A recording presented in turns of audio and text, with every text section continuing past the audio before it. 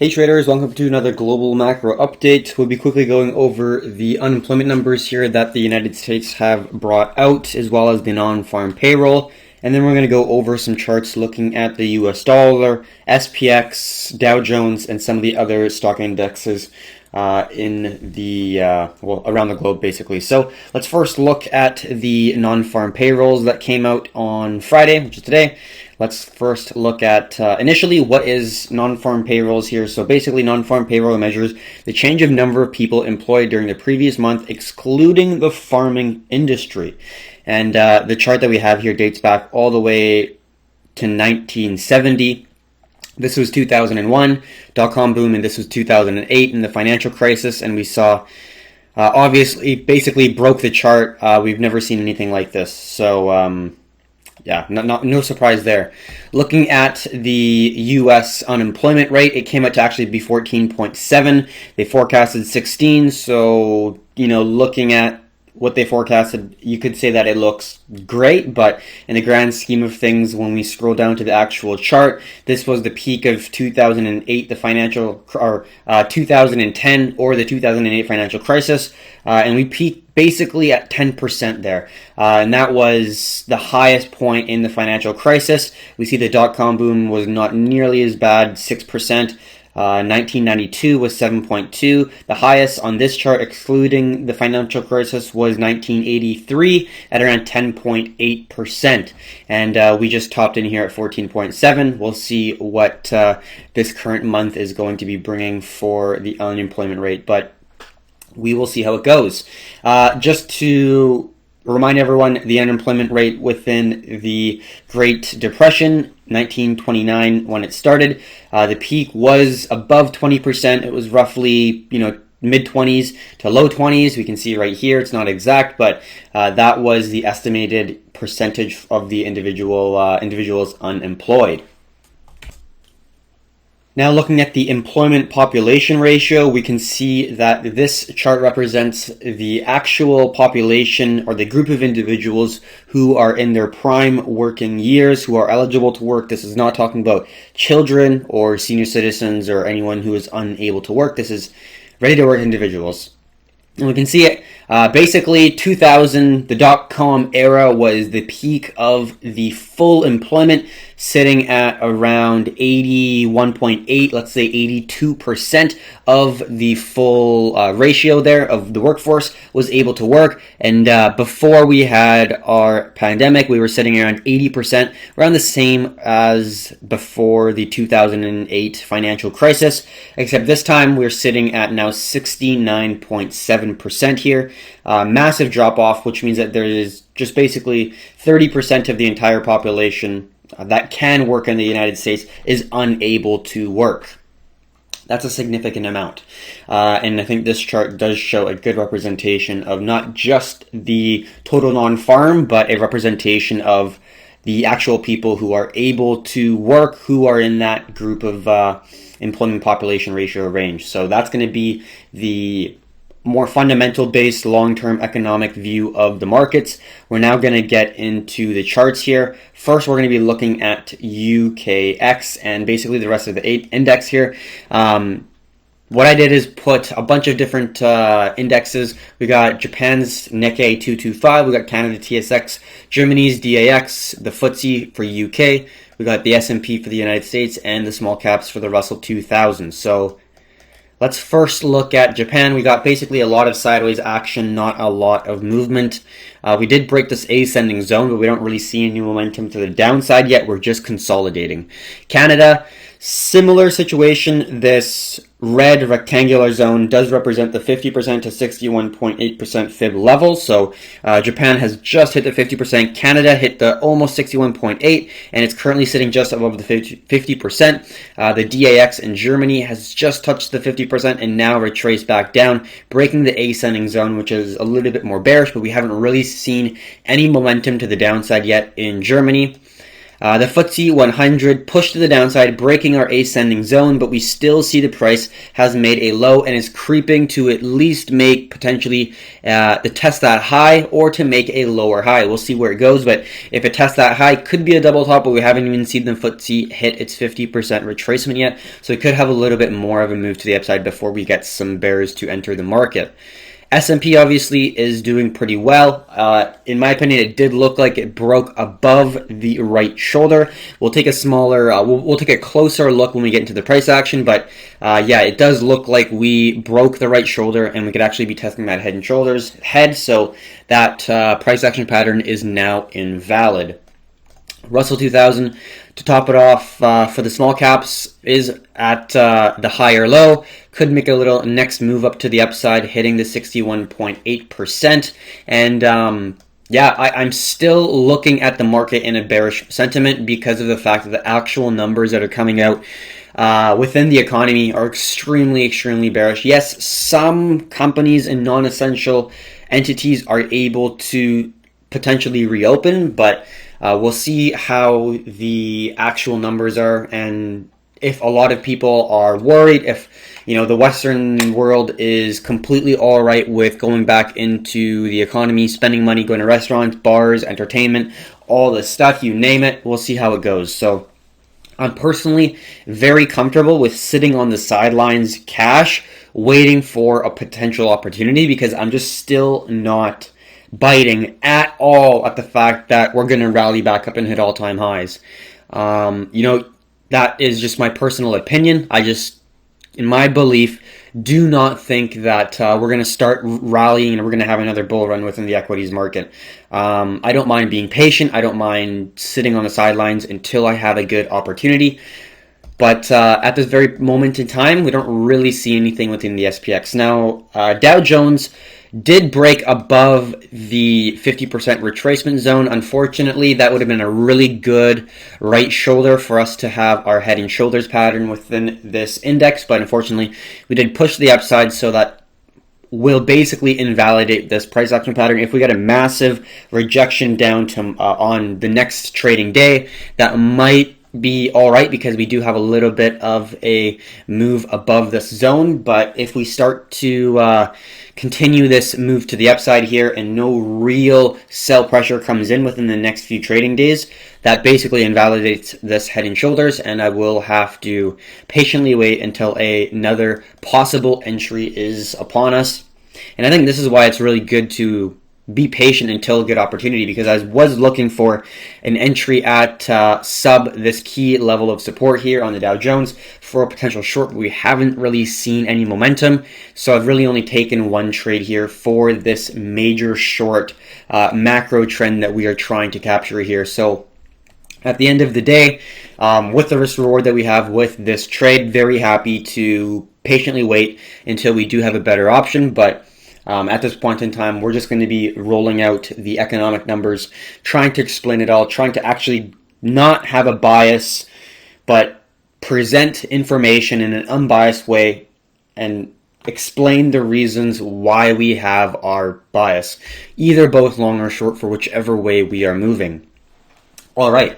Next thing we're going to be looking at is the SPX 500, and let's just quickly take a snip here, looking at the head and shoulders that we potentially had, but unfortunately we did break to the upside, so that means that the head and shoulders is now basically invalid. This was the left shoulder, this was the head, and this was the right shoulder right here, but we did break above this zone, breaking the key level of resistance, so I personally am going to stay patient. It would have been nice to see if we got some level of consolidation that was able to hold this level of support and this key level of resistance. That would have been good, but we did break this level of resistance. Very, very significant. So I am now going to stay patient. I'm not going to long. I'm not going to ride on the hype train to the upside, expecting everything to be fine and dandy, because if you actually look at the economic figures that are coming out, it is not fine and dandy.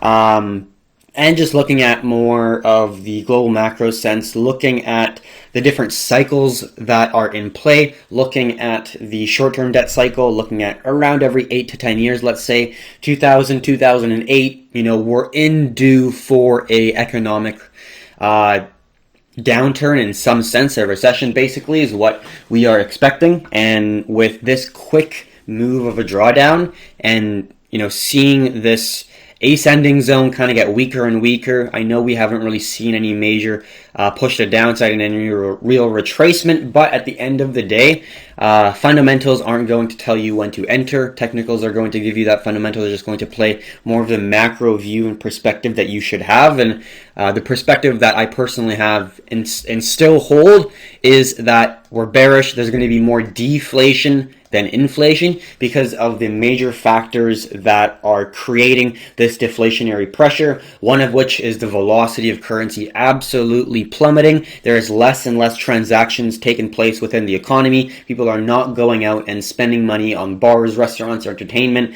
going and doing everyday stuff. And yes, if the economy does start to open up, that is one thing, but it's another thing to actually see if consumers and citizens are actually going out and producing the economic stimulus and demand that they once were before this major downturn and this scare. So we'll see how it goes. That's only time will tell if the psychology of the masses has been shifted or not. There's no real way to exactly determine that until we start to see a little bit more of a trend. But overall, I'm still bearish. We see the economic data come out. If it does continue and just slowly rise up, and if we do manage to hit our all-time high and break it, obviously, then I am 100% wrong. That I'm all right with living with, and I only took one trade here that did not end up in a profitable trade, but I took one entry and I got out. I was unhappy with where the price action was going, and at the end of the day, it's all about managing your losses, and just taking one trade is not the end of the world. I do think that I don't think this can last forever in terms of just being able to basically print unlimited money and try to solve all of the financial troubles that America is having. It's just unsustainable. We'll see where it goes. We'll look at the other chart here. DXY, which is the dollar index, does look quite a bit weaker. We'll take a look at that in a little bit later. But in terms of the price action for the SPX, I do see a widening like that. Widening zone right here. We see an increasing series of higher highs and lower lows that are less aggressive than the highs. So we could get another move all the way up above 3,000. We don't exactly know. But at the end of the day, the fact that we broke this key level at around 2870, to me, just goes to show that I am not very confident in this short, technically speaking, in terms of the fundamentals. Yes, I do think that we're going to go into more of a deflationary situation before we get into inflation. And we already talked about the velocity. Another one is going to be the demographics. A lot of individuals who hold the majority of the wealth in the United States are a lot older. They are basically retired or close to it. They want to preserve their wealth. They're going to be less speculative, less risk tolerant, I guess. And that is going to shift how they invest and move their wealth. So that's also another factor that we do have to play into, but at the end of the day, we don't exactly know until we start to see this momentum kick in. So that's going to be the SPX analysis. We looked at Dow Jones. We looked at all the different indexes around the world, kind of looking at Europe, Japan, and North America, looking at Canada and the United States. So the last thing we're going to look at is the US dollar index. This is the strength of the US dollar compared to different foreign exchange currencies like the euro, like GBP, like the yen. I believe it's 60% euro, 15% yen. There's some GBP, krona. There is some franc, some Swiss franc, and some other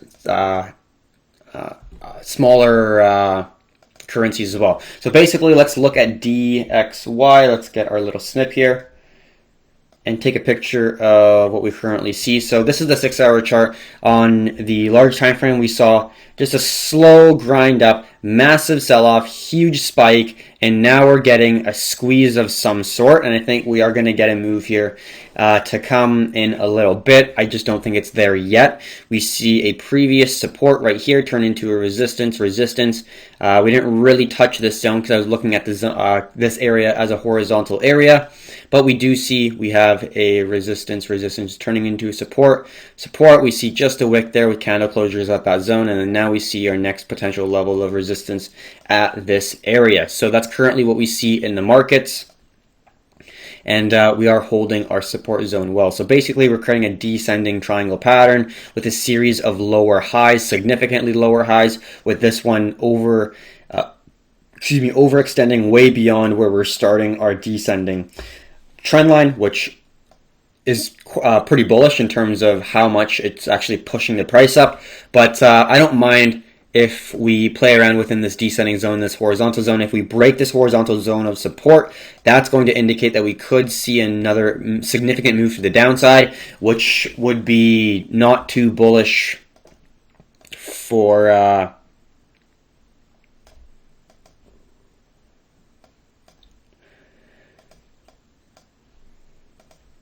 so you got two options basically. You got two options. You're either going to break to the downside, so then you're looking for a lower low, lower high. This would be if we kind of continue going on and we don't really see any sell-off within the equities market or anything. If we do see a sell-off within the equities market and an aggressive one, we will probably see this make another leg to the upside, touching the 103, maybe even breaking it. But if we don't really see any sell-off yet again, I think we'll just see a weakening of the dollar because of the money printing. But yeah, we don't exactly know what will go down here. But at the end of the day, we're just going to wait until it breaks either this descending or this horizontal zone of support or this descending zone. Because if it breaks this descending zone, we could see a potential another sell-off. That'd only be if we get a huge move to the downside within the equities market, or a huge sell-off within the commodities as well, like the liquidity event we saw in March. But unless that happens, I think we could just see a weakening dollar here because of the money printing. So we'll see how it goes. SPX definitely was a little bit surprising, although it's not like we've never seen anything like this before. We have seen big bounces. We have seen consolidations above the 50% zone for a while. If we do start trending quite a bit higher, breaking the 2960 zone, and then just continuing that, in my opinion, well beyond breaking the 61.8% zone, that would be, for me, a time where I might have to just say the Fed will basically debase and devalue the dollar so much that they are doing whatever it takes to get the perspective that the market is not falling. But if, let's say, a stock is remaining exactly the same, but you devalue the currency at which it is valued, you will get a rising share price. But the unit of currency is devaluing. It's not like the share price. The actual product, the service, the company itself is gaining value. So it's definitely something to consider. I will be making another video kind of talking about the understanding of viewing the equities market not just in US dollars, but also understanding and looking at it in a sense of building a relationship with gold, which is a harder money than the US dollar. Because if you look at it, let's take a look right now. If you look at the actual price of the S&P compared to the US dollar, it just ebbs and flows. It's not like you get a massive appreciation compared to gold when you are in equities compared to gold. So let's look at this right here. This is what I'm talking about. The S&P to gold ratio. So this interactive chart tracks the ratio of the S&P 500 market index to the price of gold. The number tells you how many ounces of gold it would take to buy the S&P on any given month. So right now we can see that it's around 1.7. So that's how many ounces of gold that it would take to buy the S&P 500 is around 1.7. We were at 1.7 back in 1973. We were also at 1.7 back in 1960s. We were also almost at 1.7 back in 1930 or 1929, let's say. So if you're looking at the market not just in US dollar and Canadian dollar and yen, in euro, whatever currency that you're looking at it in, but instead you're looking at it in a harder money like gold, it ebbs and flows. This is what I don't understand with people like Warren Buffett saying gold is absolutely useless. Gold is the best form of hedge against inflation and also against basically any sort of debasement. Even equities, businesses, think of any business that's ever been present in history. There are companies larger than Amazon that have been shipping and trade conglomerates back in 1800s, 1700s. The Netherlands had a company that was what was considered to be the largest company that's ever been on this planet before Amazon, I believe. But look at VCO. But the point I'm trying to get at is companies will fail and die. But gold has been around for over 6,000 years, 5,000, 6,000 years, give or take, and it has been used as a store of value since then, and it has successfully been able to store a person's wealth just by holding gold. You could buy a toga, some shoes, and a nice cloak back in the Roman times for about 1 ounce of gold. 1 ounce of gold right now is around $1,700. You get yourself a really nice suit, a hat, some shoes, a belt, all that stuff for around $1,700. So if you look at it in those terms, you're not looking at gold as a way to exponentially grow your wealth. Although you could potentially grow your wealth by investing in gold in times of economic turmoil, in times of currency debasement, and other difficult situations for people who don't really trust precious metals. But in my opinion, it is the safest form to store your wealth if you can store it safely. If you're not just putting it underneath your mattress, but you're actually putting it in a place that is able to safely secure your assets. In my opinion, that is a really good way to go. So that's a little bit of information on the S&P 500 to gold ratio. A lot of people think that gold's absolutely useless, or the fact that it's just a metal, it doesn't do anything, it's not productive. It's the means of gold is not to be productive, it's to store your wealth. Paper currency, fiat currency, will do the complete opposite.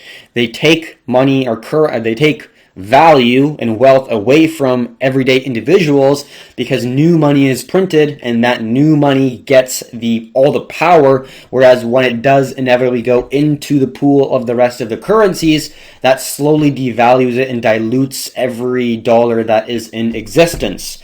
That is the game that they're playing, basically, is to if you have the money printer, you basically have all power, you have all control, and that's what the Federal Reserve, Central Bank of Japan, the Bank of Canada, all these central banks have, is they basically have power, and they do not want to give that up, so they will continue this thing going for as long as they can.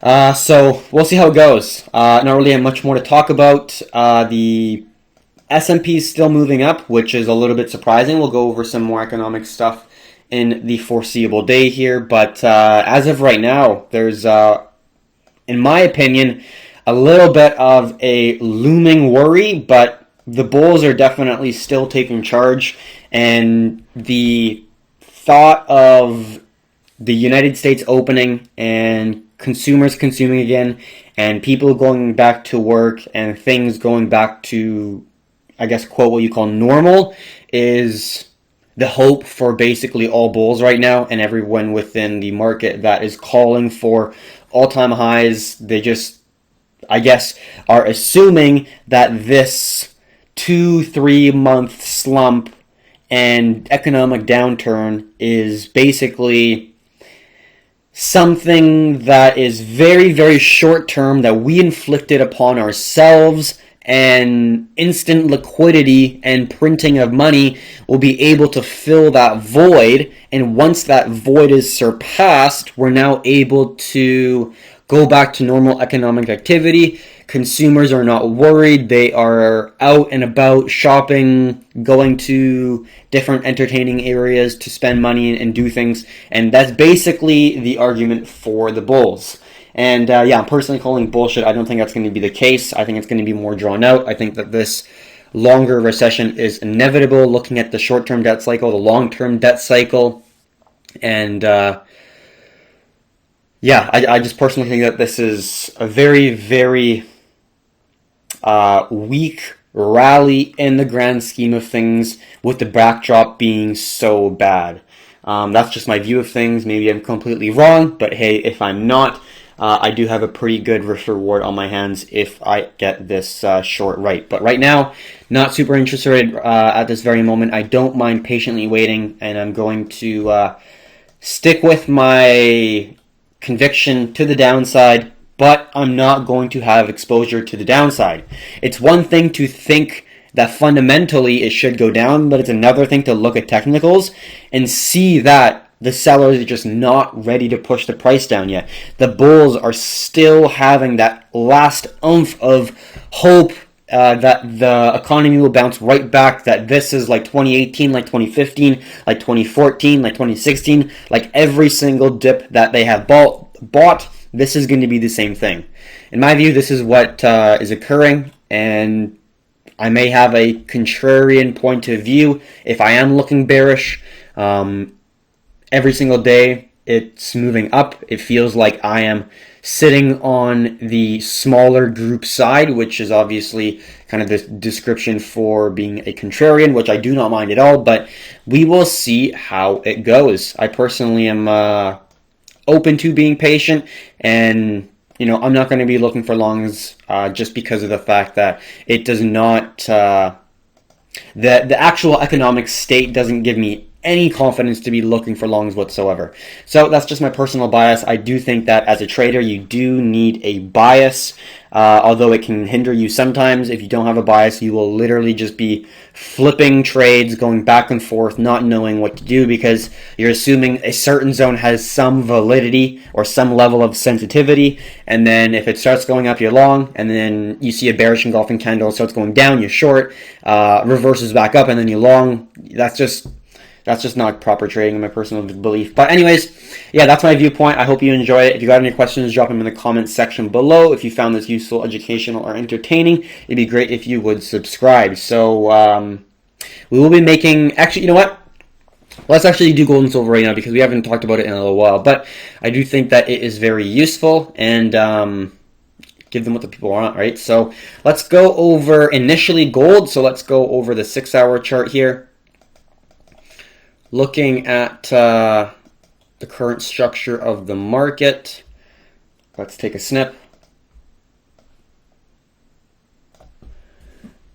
So I see a nice symmetrical triangle right here, series of lower highs. We did make a higher high from this zone here, and we see a series of higher lows, or lower highs and higher lows, creating a squeeze, and we're just seeing this price action potentially squeeze to the upside here.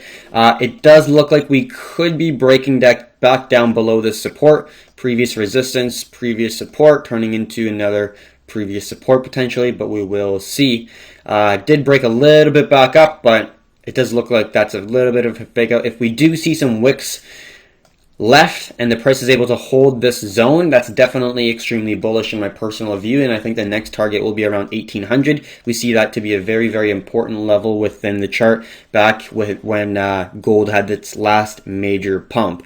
If it does inevitably turn to a fake out and go back into this triangle, that's pretty bearish, because it had an attempt. It made attempts to try to move to the upside. It broke the key level of resistance, but it was unable to attain enough demand for the price to push above key levels of resistance, which is definitely a little bit more bearish. So then we'd be looking for a potential short if it does break below this key zone here. But on a larger time frame and looking more at the macro outlook of the precious metals, I'm very, very bullish on gold and silver due to the fact that all central banks, not just the United States, but basically all central banks are printing shit tons of money, which is very, very bullish for gold and silver, definitely, in short.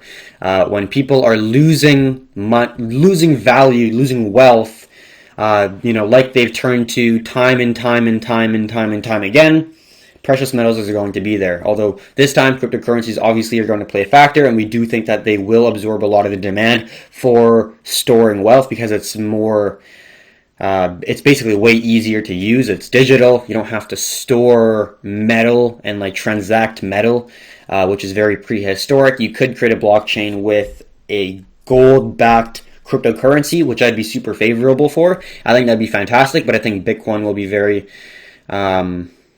looked upon as a potential store of value in this next major kind of fiat currency fear, worry phase that we will have, similar like we had in the 1970s. After the Great Depression, we printed a shit ton of money, and we were running a lot of inflation back in the 70s, and then gold started absolutely soaring, and if we get a worry of inflation again, we will see gold soar as well. But I do think that it will be more or less in the CPI numbers. That is going to be mainly the worry. If we see inflation in real estate and equities, it's not going to be that big of a worry because we saw that in 2010, 11, 12, and onwards when they started their QE programs. They didn't really see any CPI movements. They saw, normal inflation growth. It wasn't crazy. The QE, the stimulus, wasn't getting into the goods and services that everyday individuals were purchasing. The inflation got into the financial assets because the money was given to the banks and other financial institutions that, what are they going to do with it? They're going to invest in real estate and financial assets, right? That makes sense. But this time, if you're giving it to everyday individuals, if you're continuing the payment program, that pool of money that's going towards those goods and services is going to increase, thus creating inflation in the long term. I do think that there's going to be deflation first because of the factors that we talked about earlier in this video, but in the more macro scope of things, looking at the larger time frames, I do think that inflation is inevitable due to the fact that they're printing so much money, and once the velocity starts moving up, once we start to see that currency in circulation increase, I do think that we will start to see that inflation rise, which would be extremely bullish for gold. So we do have that outlook on gold, although on the short time frame we do see a nice squeeze here. We could see a little fake out, although I am still looking pretty bullish on it, and I will be looking bullish until we break this ascending zone right here. If we break this zone, I will definitely be looking for a possible little spill down, and then the main zone 1470 around 1500 is a very key demand zone. If we start to fall, I'll be looking for some really good opportunities to get in around the low when it does create some level of a floor. Not going to be looking for a random wick. I'm going to be looking for structure floors before we look for any longs. But that's going to be my viewpoint of gold. All right, let's look at silver here on the 6 hour as well. Mainly, I basically just see a nice little squeeze, and we popped out of this descending wedge, which is pretty bullish, and we're above our key level, which is around $15. This is our major level of sensitivity, which is going to be a key zone of demand where buyers are going to be buying up the price. And we see that there has been a series of lower highs. This is a high, lower high, lower high. Connect that. That was a very poorly drawn descending trend line, but you connect that series of lower highs to create a descending trend line, and then we just see a series of lower lows, low, lower low, lower low. You connect the lower lows as well, and then you got a nice wedge here for silver, and then you got another midpoint right there, and this is my current structure for silver. Let's go like that. And the fact that we're above the $15 zone, which is a major level of demand. Check out the weekly, check out the daily, check out the monthly. Look at the larger time zones for silver, and $15 is a major zone. The fact that we just broke right above it, and now we're creating this funnel, this squeeze where bulls definitely have a lot more significance in the push up compared to the sellers on the way down, shows that the buyers are interested. And also we will look at the gold and silver ratio, which is tilting downwards. downwards, which is pretty bullish for silver. So let's look at the gold and silver ratio, which is right here. This is a potential head and shoulders, which I thought that gold was a little bit more bullish on due to the fact that we could get a nice head and shoulders right here. This being the left shoulder, this being the head, this being the right shoulder, and then this would be the confirmation at around 117. So if we did see this continue up and then break this zone, kind of forming a nice little consolidation here, that would be pretty bullish for gold because we could see another little move up here touching the 125, 126 range, and that would be a pretty big spike, but we did not see the bulls for gold emerge. We actually saw a break back down below where the two shoulders are, which is super bearish, and then we could see just this continuation because the reverse head and shoulders definitely is now invalid due to the fact that the price broke below the right shoulder for the inverted shoulder. So now definitely looking more bullish for silver, or stronger for silver compared to gold. So in my opinion, silver does a little bit look a little bit more bullish compared to gold, but for the whole precious metals sector, I do think that it is overall macro looking positive.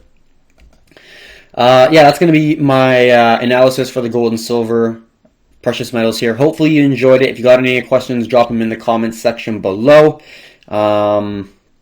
Yeah, if I don't really see anything that I'm doing right away, I don't really have a necessary need to make a video due to the fact that the market is right now not, like, in terms of the S&P, not really doing much in terms of potential opportunities for the downside, and I'm not really confident enough that the economy is going to start right back up to be looking for upside potential. Just looking at risk reward, the upside risk reward doesn't seem nearly as favorable as the downside risk reward. But that's just my personal opinion. So hopefully you enjoyed this.